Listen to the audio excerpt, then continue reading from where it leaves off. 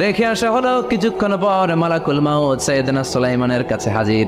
সাইয়েদনা সুলাইমান বললেন, ও মালাকুল মাউত, কই ছিলা?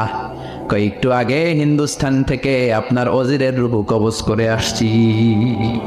সুবহানাল্লাহ পড়েন। এটা আবার কেমন কথা, তুমি ওইখানে গেলে কেন? কয়, রব্বুল আলামিন কিছুক্ষণ আগে আমার কাছে পয়গাম পাঠিয়েছে, যাও সাইয়েদনা সুলাইমানের ওয়াজিরের রূহটা কবজ করো। কবজ করার জায়গা হলো হিন্দুস্তানের উপদ্বীপ। কোন জায়গায়?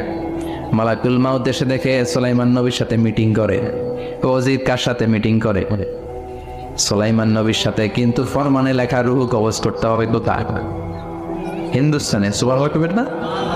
এই জন্য বড় বড় চোখ করে আমি তাকিয়েছি আর মনে মনে ভাবলাম, টাইম তো নাই, কারণ মৃত্যু তো অন টাইমে হতে হয়। এখনই ওর রূহ কবজ করতে হবে। কেমন করে ওইখানে যাবে আমি জানি না, আমি আগে চলে যাই। মালাকুল মাউত চলে গেল।